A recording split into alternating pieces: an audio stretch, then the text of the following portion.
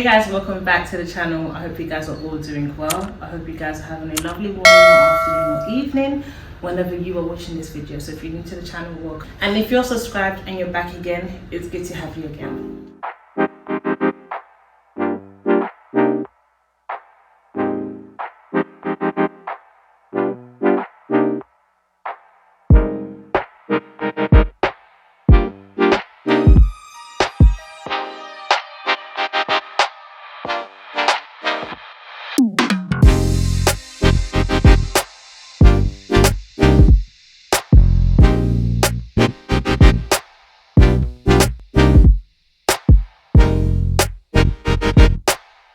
So today I have an artist, yeah, not just your usual kind, okay. I have a Ghanaian successful artist here in the UK. The person's not only in the UK, the person is international, as in every different continent, yeah.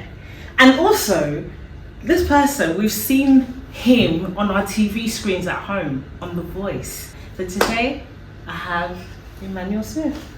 It's a pleasure to be here. I know you said The Voice, but this is the best platform I'm on so far. So yeah, whatever. Honestly, guys, like I am. So, you can tell from my smile. I'm really happy to have Emmanuel here today. Thank you so much for joining me. So let's just dive into it. Like, how was it being on The Voice? Like, that's a really big deal. Like, that's on TV. That's on everyone's TV screen. How was that for you? When I walk out on that stage, I'm gonna give everything that I have. Like, my life totally depended on it. Being on The Voice obviously was crazy. Yeah. Because any singer, you watch these kind of shows and you hear people sing it, you're like, I'm sure I could do better. See, I had a secret chord that David played. Not everyone will think like that, but I mean, if this is your field, you will think like that. Yeah. So I remember in 2015, I actually auditioned for The Voice X Factor. Okay. And what people don't know is that there's producer auditions. So you don't just end up on the TV. Like, you have to go through producer auditions, to vet you out before they put you on it. Wow. So in 2015, I thought you actually go straight onto the show. Yeah, of course. So imagine getting there and I'm seeing these producers that you have to sing in front of them. I was like, oh, so you didn't even sing to the judges that we see on TV? Oh, okay. To some producers. So I remember in 2015, both of them were like, nope. So I was like, wow. Okay. 2017. Wow. So I just got upset. I was like, oh, I don't want to do this no more. Yeah. But God, if it's your will, then let it happen. Yeah. So in 2018, I was there when I received an email from The Voice and from X Factor that they wanted me to look at that.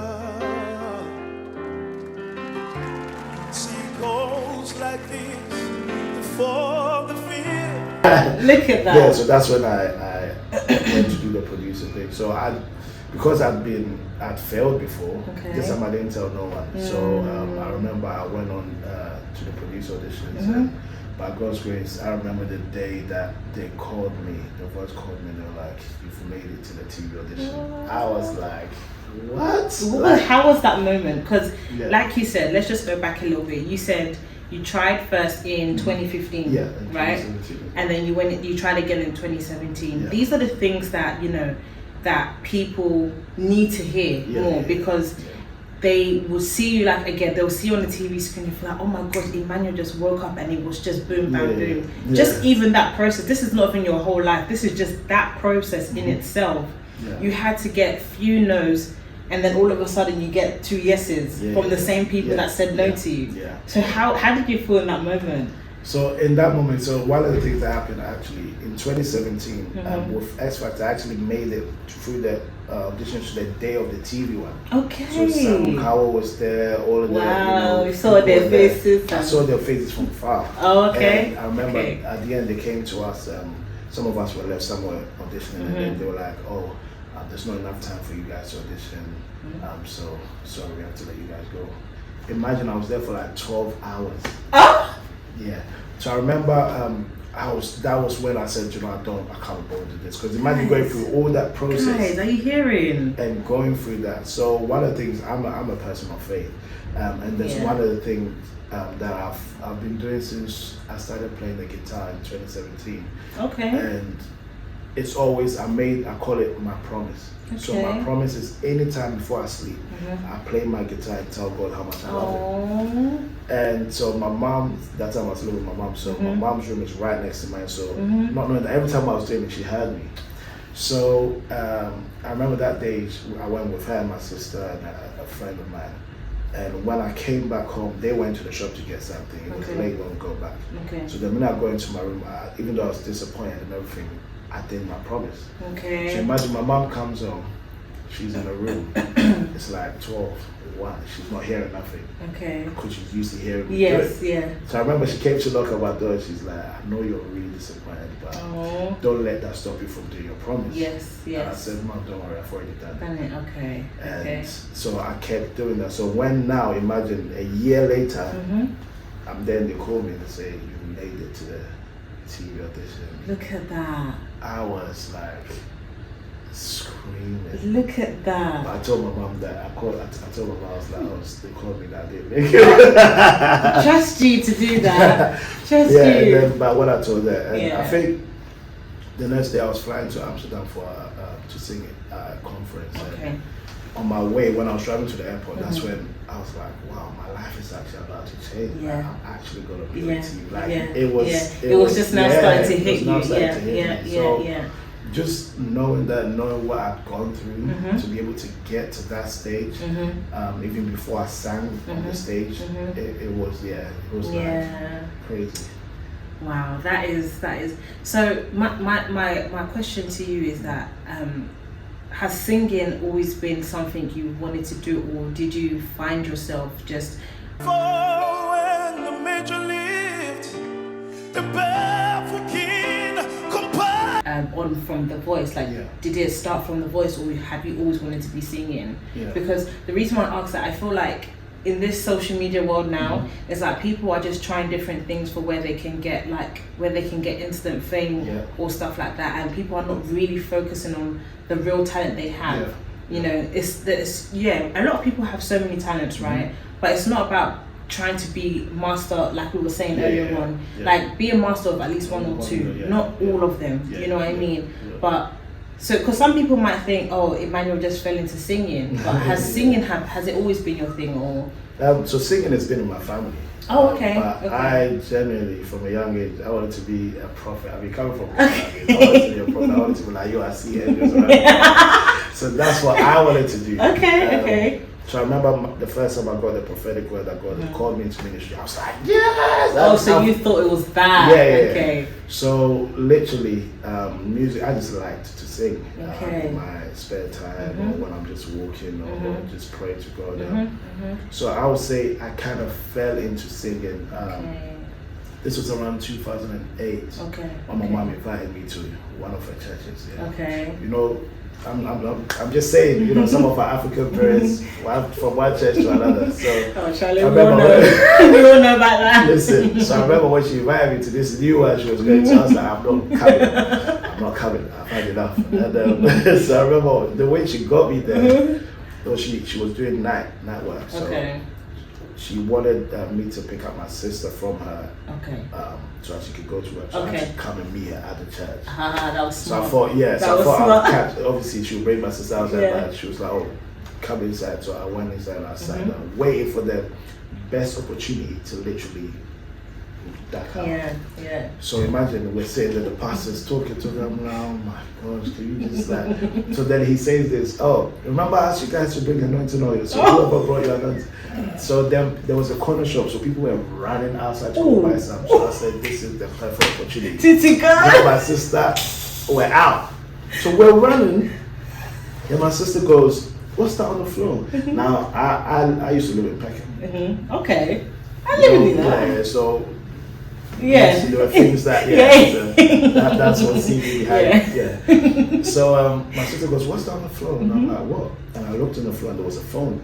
Oh. So I think when people are running out, someone drop their phone. Yeah. And I lived in Peckham many times. You just take the phone, turn it off, take the SIM card out, go sell the phone. But for some reason, I just couldn't do that with this phone. Okay. So I was like, why? And then the phone starts ringing when I'm nearly at home, and the person's like, oh, this is actually the pastor's phone.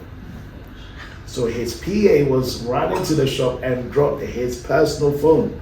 So then they're like, oh, can you please bring it to us on Sunday? Oh my God. Like, it's like, God, how? That like, was not a coincidence. No, that can't That be. was So, not. Long story short, that's the church I started really leading praise and worship. Wow. And yeah, that's how the music thing. You so know I can what? say, yeah. It is so interesting. God makes no mistakes. He set me up. He makes no mistakes. Like every time when we think God is shutting a door, He's saying no. Oh, yeah. He's actually given us another way through. Yeah. But we just think what we see, that's it. Yeah. You know what I mean? And that's all part of the journey. Like honestly, I just think that is a testimony in itself, man. That is really amazing. Yeah. So it's natural. It came to you. It was what God gave you. Yeah. You know, and people cannot take that away from you. This is what God gave. I just feel like we need to be really more supportive when people are doing their thing. Because I can sing. I can hold a note. Oh yeah, she can. Trust me, she can. I can sing, but I can't sing. Do you know what I mean? There's a huge difference. Do you know what I mean? And I feel like, because there's people who can sing, but it doesn't move you, doesn't do anything. But when Emmanuel sings, I'm sure you guys have heard him. The minor fall and the major lift, the barefoot king composed it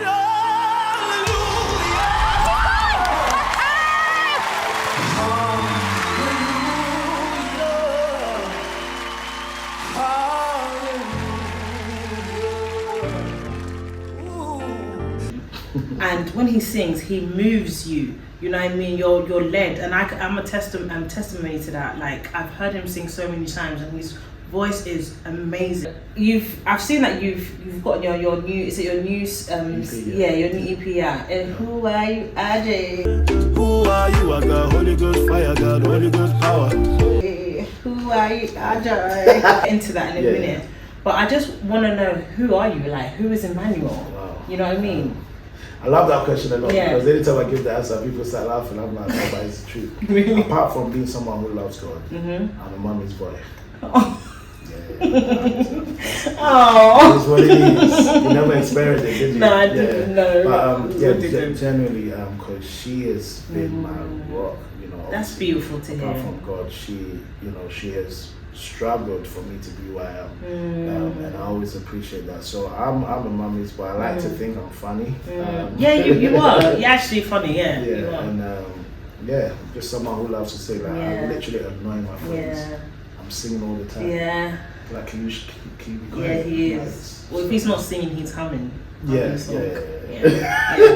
that's definitely true. So that's literally me. I just because the way I see it is, it's a privilege for me to have the voice I have.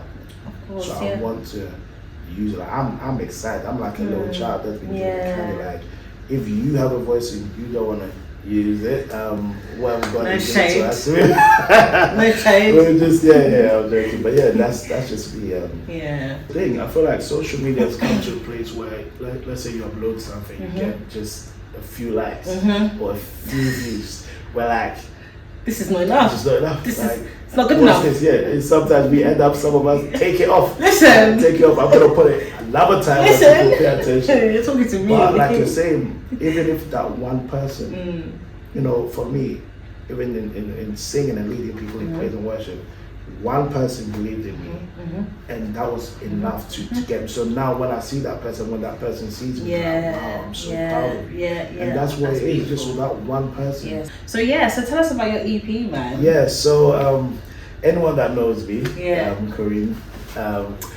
I don't just, because I got tired of people saying, when you go to parties, you can't dance to secular music. Who are you? Who are you? I got Holy Ghost fire, got Holy Ghost power. Who are you? Who are you? I'm like, but I can't be in a party and I'm zoned to you are Alpha and Omega. You can't just say. No. So I just prayed to God, and I was like, listen, I want to be able to come out with music that people can dance to, people can vibe to. And I think the first Afrobeat song I actually released was Sorry a Day. Until now, it's still one of my most listened to songs. Because I wanted to give people something to be able to dance with, still feel happy. And you don't want to hear it and it sounds corny. You know, someone they're trying to do Afrobeats, you're like, stop. Just stop. But I find God that people, love enjoying it, and enjoying it, and till now I still get excited when people send me videos of it being played in a party or that's good. All that. So that's good. So this EP was just literally me. I went to Ghana and I worked on a few songs with a few artists. And it's just an EP to kind of show people their identity. So one of the tracks is called You Are In Me. Okay. Then Who Are You? Then I Believe. And then coming up to Where You Are, the original one, I put it on there as well. So this EP was just kind of to give people something to vibe to nice. Before I'm actually, and I'm gonna exclusively reveal it here. I don't know when this is coming out, but when I do stuff, because God has called us to take things to the world, go out into the world. So like people saw me on The Voice. I like to do things that's unconventional. So I've actually got a song coming out. If people thought Sorry that was banging, and Who Are You? This one is on a whole different. Hey, I don't even know it, guys. I'm getting excited. And it's with one of the biggest artists, mainstream artists in Ghana. Do you get to know any names, or do you got away? All I'll say is they feel them. That's it. You guys people who listen to will know who I'm talking about. When you hear you, they feel them. You know who I'm talking about. Okay, you gotta after this. After this. Okay. So now you just spoke. You've just touched on Ghana. Ghanaians are doing well around the whole world. And one thing I've realized about Ghanaians, please comment down if you agree with me. Ghanaians are very humble. Extremely humble. The amount of rich Ghanaians here around the world, but they are so humble, and I want to bring them out. I want to showcase them all. I really do. This is why I'm doing this. And so my question is to you: is that how have you been able to be in Ghana, be relevant here and be relevant in Ghana? For me, it's honestly been God, and I love where I come from. Who doesn't? I mean, it's Ghana just, all the way. So like I said, Ghanaians are humble. Ghanaians, we have a different way of approaching stuff. Yeah, we do. But for me, I'm proud to be Ghanaian, and I was glad that I showcased that even on The Voice. You can be who you are. I am a giant. Me thrown here sick and me thrown here heavy. So me get me thrown so when you're ready. Gonna shake, throw it away in the dead, yes. Gonna shake, throw it away in. For my final semi-final show, I rapped in Tree. I was like, yo, we bringing Ghana. That was different. That was different. So that was different. Well, I am loved that. So nice. For me, just being able to show people where I'm from. Because I was born and raised there, to kind of inspire people to, anytime I go to Ghana, I tell them, like, I was here, I went to school here, I lived here and everything. So for where I am now, it shows that, just keep doing what you're doing, be consistent. And that's the key. There were people who were singing at the times that, I was singing, but the difference is consistency. When you're not seeing the results now, it doesn't. Sorry to cut you, Manuel. Did you just hear what he said? He said the only difference is consistency. That's it. So if you're consistent, if you keep pushing and keep doing what you're doing, you would see that, I wasn't the same person I was last year, or I wasn't the same person I was yesterday. And the reason I'm saying that is because sometimes that mentality, I need to get out of Ghana to Ghana, we have everything. Oh yeah. We have everything. You guys are just we're not realizing how much we have. We have it all. Would you actually move back to Ghana? I actually would. Because most of my friends have actually moved to Ghana. Like one of my friends, Julian, he's actually got his company there called Zuberi, and it's basically an app that pays people before their payday. So if you need money, instant cash before your payday. And I remember when I went to his room here, and he written it on the board. And when I went to Ghana recently, he's got his own company, like the building, everything, and the cars and the billboards and all of that. See, we don't see more of this. This is amazing to hear. That is so amazing to hear. Literally. So for me, it's a thing of there's so much in Ghana. Why he's moved?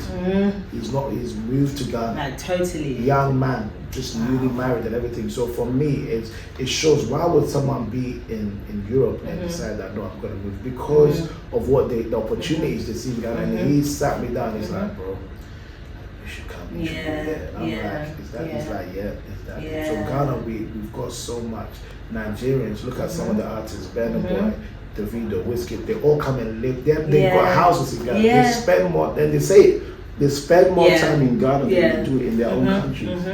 So let's begin to see what we have and make appreciate it. Yeah. And one thing that I just want to say to you, Emmanuel, is that keep doing what you're doing, and in your own way, keep putting Ghana on the map because I think it's our time now. Ghana is literally everywhere. We used to be afraid to say we're Ghanaian, but now it's actually cool to say you mentioned that. Funny enough though, with me, I don't know, I've just been different. From when I was literally in primary school, like when I was like 3, 4, 5, that's when I started going Ghana when I was 3 years old.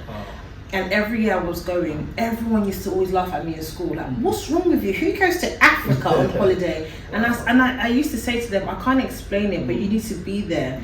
And now when I see it, I'm just like, yes, now there's so many people who understand what I was talking about, you know, but there's still room, there's still some room for improvement because you'd be surprised there are some people who would think that when you go to Africa we live in huts and all that kind of stuff, and I'm just like, no, where have you been? Where have you been? You know what I mean? And you know, you're representative of the Ghana and Ghanaian diaspora and all this kind of stuff, so just keep doing what you're doing, and people are watching you, obviously you know that, but I don't think you would realize how much people are watching you, do you know what I mean? Because those silent supporters are even more than your supporters, you know. So, but just my last thing that I just wanted to ask you, Emmanuel, like, you're doing amazing things. Like I said, he's traveling internationally. Like you said, he performed in Germany, in Ghana, and all this thing. Like, we thank God, you know what I mean. But I know there's been like difficult times, and like, well, you've actually mentioned, you know, a hard time. But